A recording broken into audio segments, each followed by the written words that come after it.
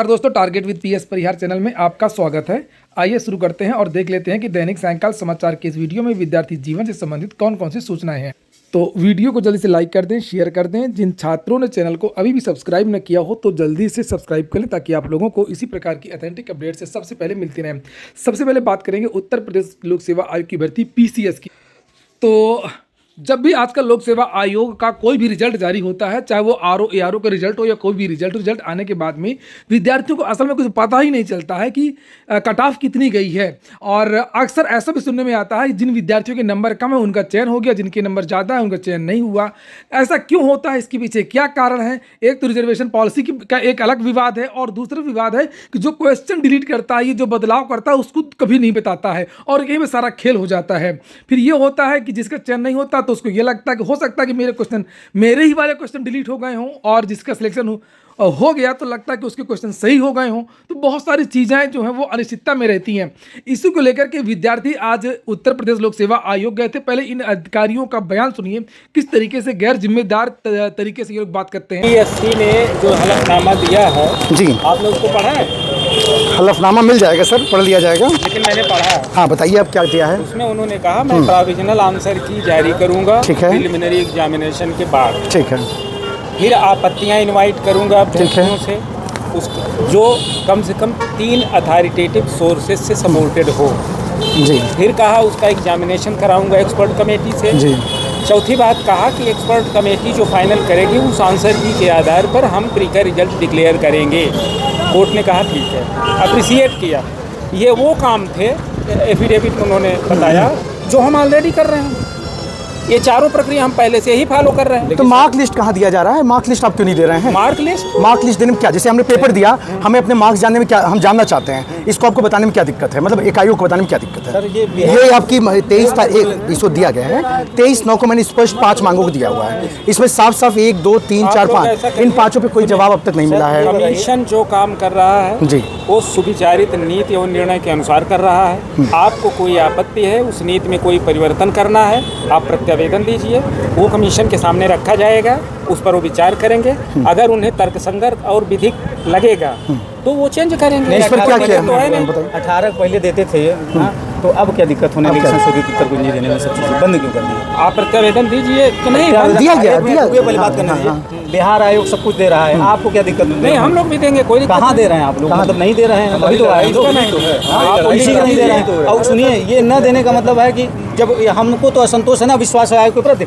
जिसका 118 क्वेश्चन सही है, 95 क्वेश्चन सही है, 96 क्वेश्चन सही है, उसको पता ही नहीं कि कितनी कटाव है, क्या है। जब आप देंगे ही नहीं तो कहाँ से पता चलेगा? और दूसरी चीज़ सर सुनिए, पहले ऑब्जेक्शन जब आप ले रहे हैं तो कितने क्वेश्चन डिलीट किए, कितने चेंज किए, वो तो हमें जानने का अधिकार नहीं। आप बताएंगे नहीं, आप जारी कर देंगे रिजल्ट, इसके बाद कटाव भी नहीं देंगे, हमारा अंक प्रमाण पत्र भी नहीं देंगे। पता चला कई लड़कों का जब रिजल्ट पूरा हो जाता आ गया, उनका नंबर ज़्यादा पीटी नहीं हुआ, तो कहाँ जाएंगे? इस तरीके से इन्होंने कहा कि आप ज्ञापन दे दीजिए, हम ज्ञापन ले लेते हैं और बाद में देखेंगे। हालांकि छात्रों ने कहा कि इसकी पहले भी हम कई बार ज्ञापन दे चुके हैं, तो उसका हुआ क्या? बीच में अधिकारियों ने कहा फिर कोर्ट चले जाइए, जाइए कोर्ट में। तो यहाँ पर भी काफ़ी नोक झोंक हुई छात्रों की कि हम कोर्ट जाना होता तो हम कोर्ट ही जाते, और ये आयोग हमारे लिए बना है तो कम से कम हमारी बात मानी जाए।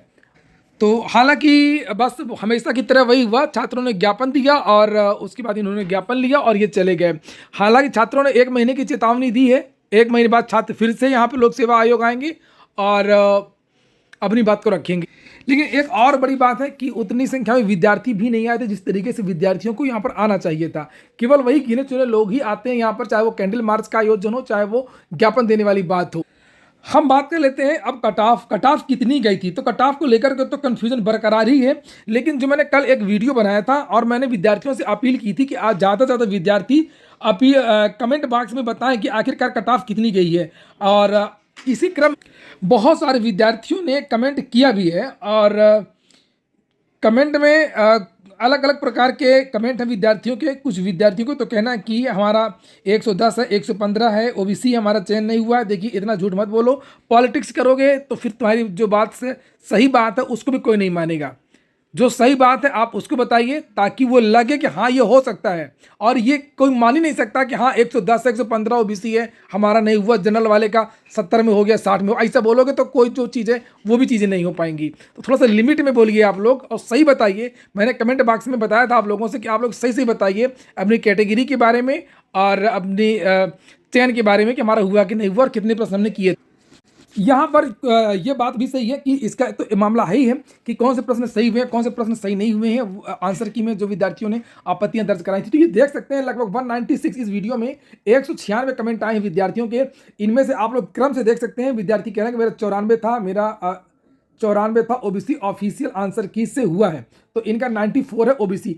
जो ओबीसी के विद्यार्थी हैं, मुझको 93 जिनका है ओबीसी का 93 जिसका है उसका एक नहीं, कई ऐसे छात्र मिले हैं जिनका ये कहना है कि 93 प्रश्न सही था, ओबीसी विद्यार्थी कैटेगरी है और उसका चयन हुआ है। तो ओबीसी का कट ऑफ ऐसे लगता है कि जैसे लगभग 93 के आसपास हो और ईडब्ल्यूएस का 95 के आसपास, 94 से 95 के आसपास ईडब्ल्यूएस का कट ऑफ गया है। यहाँ पर देख सकते हैं बहुत सारे लोग ऐसे भी हैं ओबीसी के जिनका कहना है कि 96 क्वेश्चन पर भी नहीं हुआ है। तो कारण वही है कि वो जो प्रश्न उनका कौन सा सही कौन सा गलत, तो 4-5 चीज़ें वो हो जाती हैं। कोई छात्रा है, यहाँ पर देख सकते हैं आप लोग 90 कह रही है, फीमेल है, ये इसने अपनी कैटेगरी नहीं बताई हो तो इसके बारे में कुछ नहीं कह सकते। 92.66 ये ओबीसी मेल नहीं हुआ है, ठीक है। ये देखिए यहाँ पर नीचे और देखते जाइए। हाँ, एससी का तो ऐसा लगता है कि एससी में लगभग 86 प्रश्न वाले विद्यार्थी भी मिले हैं, 86-87 के आसपास जिनका चयन हुआ है। कई विद्यार्थियों ने कमेंट भी किया है, जैसे एक यहाँ पर है 91 एससी क्वालिफाइड और सर मेरा ओबीसी 89 पर क्या, इसके आगे भी तो बताना चाहिए, वो उसने बताया नहीं है। 85 ओबीसी लिखा है, 91 ईडब्ल्यूएस को तो नहीं हुआ है। 85 क्वेश्चन जनरल फीमेल क्वालिफाइड, यहाँ पर ये देखिए एक मिला सलोनी पोरवाल। ये देखिए ओबीसी 93 वाले का जो मैं बता रहा था आपको, यहाँ पर देखिए लगातार दो कमेंट है, 93 ओबीसी हुआ है, 93 ओबीसी नहीं हुआ है। इसका वाला जो प्रश्न है आपत्ति में नहीं माना गया और इसकी आपत्ति मान ली गई, इसका प्रश्न सही हो गया होगा। तो वही क्वेश्चन कौन सा डिलीट हुआ, किसका वाला नहीं हुआ, तो वही है। यहीं पर ओबीसी की कट ऑफ लगभग आप 93 के आसपास मान सकते हैं। चूंकि 95 वाले तो बहुत विद्यार्थी हैं, 94 वाले भी बहुत सारे विद्यार्थी हैं जो कह रहे हैं कि ओबीसी में जिनका चयन हुआ। एक और है यहाँ पर, क्या आपकी न्यूज़ पर ट्रस्ट रहता है सर? 92, चलिए बहुत बढ़िया। 95 हुआ है ओबीसी। अच्छा, जनरल वाले भी बहुत सारे ऐसे हैं जो कह रहे हैं 91 पर उनका जो है नहीं हुआ है। तो हालांकि 91 के आसपास ही जनरल की कट ऑफ, ओबीसी की कट ऑफ मैंने बताया 93, ईडब्ल्यूएस की 95, एससी की 85 और एसटी की तो शायद 80 से भी नीचे गई है, 80 प्रश्न से भी नीचे गई है एसटी की। ये देखिए 92 लिखा है यहाँ पर जनरल का, 92.67 जनरल क्वालिफाई हुआ है। 80 नहीं गया, 80 का नहीं होगा, 80 का 85 के आसपास गया है। ओबीसी नॉट क्वालिफाई 93, ये बॉर्डर वाले हैं। ये देखो फिर झूठ बोला, ये ईडब्ल्यूएस 98 कह रहा नहीं हुआ है, ऐसा नहीं है, 95 के आसपास हुआ है ये ईडब्ल्यूएस। जनरल में एक और विद्यार्थी हैं जिसने कमेंट किया है 90.33 जनरल हो गया, तो जनरल का वही 91 के आसपास है, वही है 90-33 या 91 के आसपास। एक तो क्वेश्चन का तो वही चीज़ें हैं। फिर एक कोई विद्यार्थी कमेंट कर रहा है, क्या नाम है, वूफ, आपकी न्यूज़ एकदम सही निकलती है, आपकी न्यूज़ ऑथेंटिक होती है, आप स्टूडेंट के लिए सही खबर लाते हैं, आप ये भरोसा बना के रखेंगे। बिल्कुल, ये पिछले 8 साल से यही चीज़ें हैं। और नीचे एक ने कहा है कि परिहार जी मृत्यु हो जाएगा लेकिन नहीं हुआ, आयु के आंसर की से आफ्टर नेगेटिव मार्किंग नेट 92.33 था। मेरी बहन का यूआर हुआ है लेकिन उसके 106 क्वेश्चन सही थे। एक लेखपाल साहब है यूआर से हुआ 98 क्वेश्चन पे, तो यूआर की कटा मेरी समझ से नहीं मैंने बताया ना 191 के आसपास। और बहुत सारे छात्र यहाँ पर आए थे और उनका भी यही कहना था कि जो जनरल की कट ऑफ मैंने बताया 91 और ओबीसी की कट ऑफ लगभग 93, एससी की कट ऑफ 84 के आसपास, ये 85 के आसपास, 84-85 के आसपास। एक जवाब था कि कुछ पदों में कुछ कैटेगरी के जो लोग हैं वो 15 गुना क्वालिफाई इसलिए नहीं कर पाए क्योंकि उनका 40% जनरल का और जो एससी के विद्यार्थी उनको 35% मिनिमम नंबर लाने थे, वो नहीं ला पाए। अगली सूचना रेलवे की एक भर्ती को लेकर के है, ये आप देख सकते हैं रेलवे से एक भर्ती अभी आएगी, उसके जो पद हैं वो अप्रूव किए गए हैं। यहाँ पर आइसोलेटेड कैटेगरी के ये पद हैं, senior publicity inspector, lab assistant, chief lab assistant, junior translator Hindi, staff and welfare inspector के पद हैं, पब्लिक प्रोसिक्यूटर के पद हैं, साइंटिफिक असिस्टेंट के पद हैं। 311 पदों की एक भर्ती और देखने को मिल सकती है। अगली सूचना उत्तर प्रदेश लोक सेवा आयोग की ही है। उत्तर प्रदेश लोक सेवा आयोग ने पॉलिटेक्निक प्रवक्ता भर्ती का जो विस्तृत नोटिफिकेशन वो जारी कर दिया है और आज से इस भर्ती के लिए आवेदन है वो भी शुरू हो गए हैं। तो जो विद्यार्थी भी पर्याप्त योग्यता रखते हों वे सभी विद्यार्थी इसमें आवेदन कर सकते हैं।